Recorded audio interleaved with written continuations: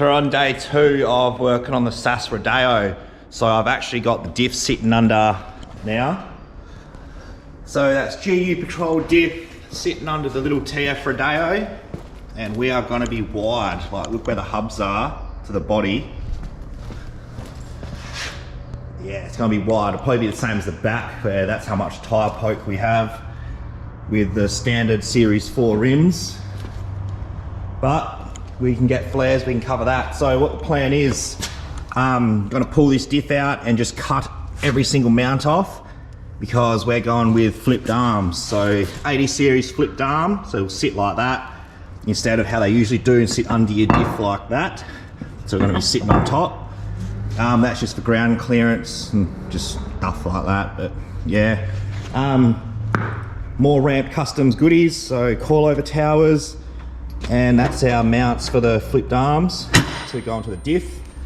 And we've also got our coilovers. So they're a Pro Fender 2.0 by 10-inch travel. So they're for the front. And all together, it's going to be one very nice car.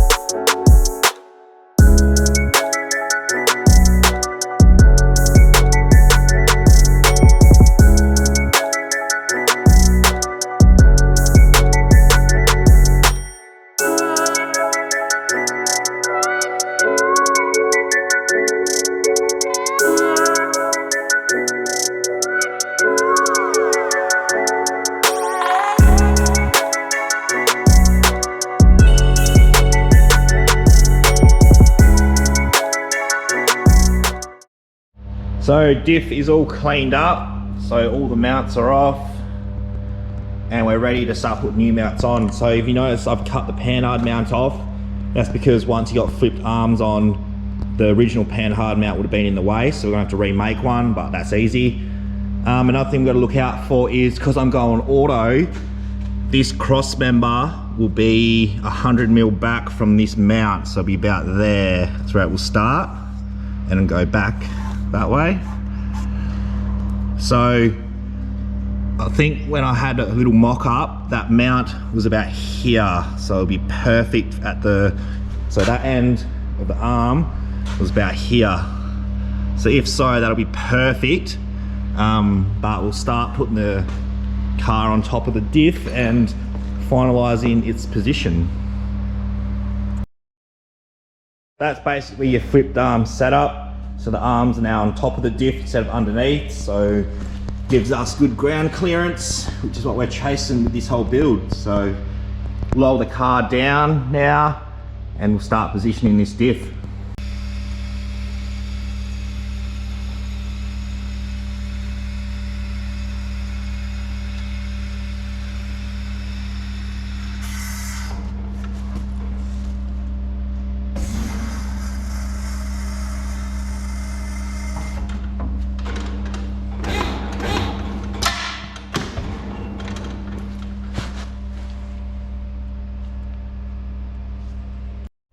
So I'm just trying to position my diff under the car now. So I've measured like chassis out on both sides, got it central that way. I've shot my laser through my center line, as you see down here. So that's the center of the diff. And like I said, I was going to bring it forwards 50mm, so we brought it forwards.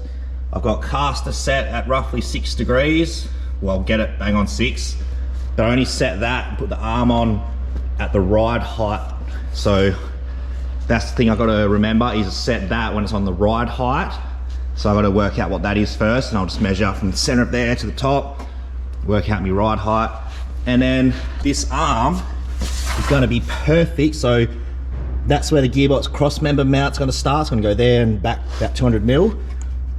That is going to fit in that little gap perfect. So I'll make a mount that comes off down here, That'll go up there and mount the arm. It's not going to hit on that cross member, so it's not going to hit there because that cross member's coming out, and I can trim that back as well. So that'll be all part of this mount, a bit of bracing. So we'll get onto that. But yeah, it's looking pretty sweet. We've got plenty of clearance with the sump and the diff and the drag link. Not drag link. Yeah, it is the drag link. So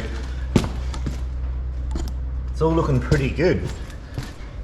And then I was gonna probably drop it as low as I can to get my absolute bump height. See where that diff's sitting up in there, if it's not gonna hit anything. This old steering arm's gonna go anyway because that whole box is coming out. But we're just sort of working out all our clearances and where everything's gonna sit.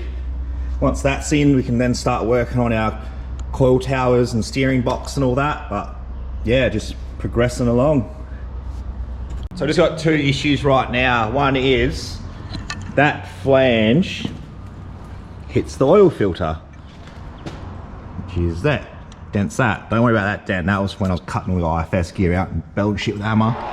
But that flange hits the oil filter, so I might have to remote mount that, or I can convert to this style off an older 4J B1.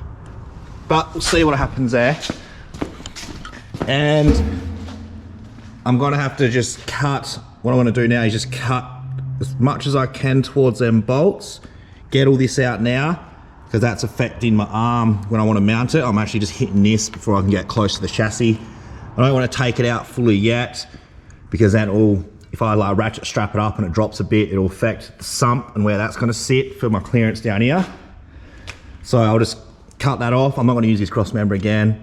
Cut it off there, cut all this out up to the body mount where it joins, get rid of all that, and we'll try line this all up again.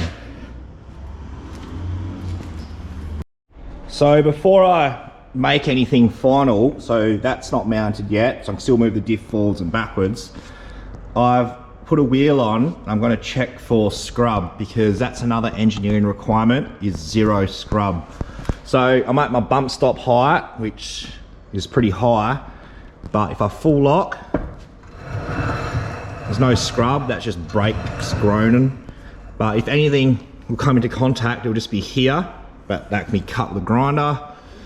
And for the back, that's heaps of clearance. So even if I went 35s one day, that would clear. So that's pretty good. So I can finalize now that mount, I can start building that. And as for everything else, that's our bump stop height. So under here, looks like there is heaps of clearance. It's just when we come through the diff pumpkin and the chassis right there. But with a panhard, as it goes down, it should push the diff that way. So it'll push it more into this area, which means we might get another inch or two of up travel. So we'll play around with it. We'll just do those mounts for the arms, and then we've got to work out the panhard, and we can probably come a bit higher with our bump height. So yeah.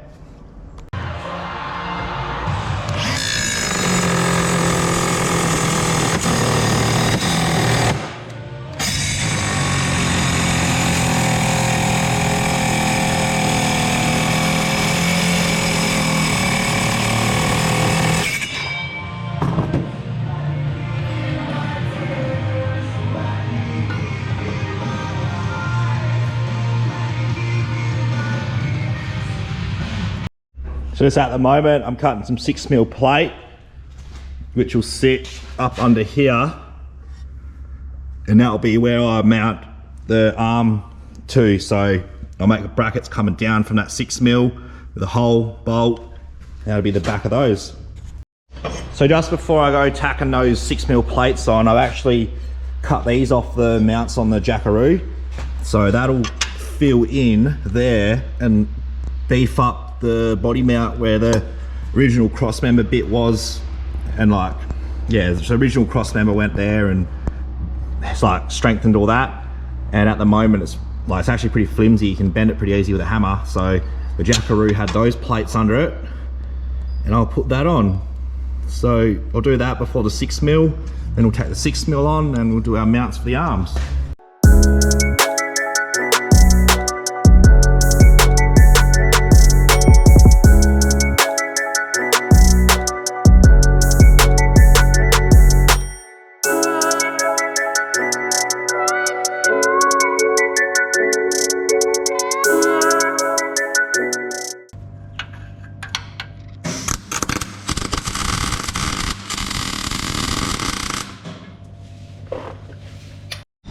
So I've got the rear mount for the arm tacked on, and I'm just doing this mount here. So I've got, I should have 6 degrees of angle backwards.